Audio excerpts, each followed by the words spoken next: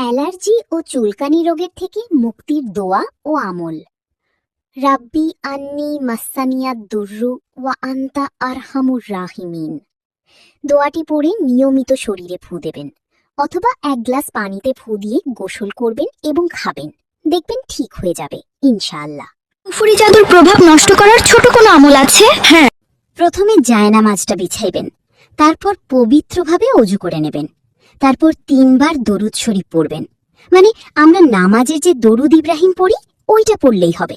তারপর ইস্তেগফার 3 বার পড়বে। সূরা ইউনুসের 81 নম্বর পারা ইন্নাল্লাহা সাইয়ুবতিলুহু, এই আমলটি 2 মিনিট চোখ বন্ধ করে করবেন।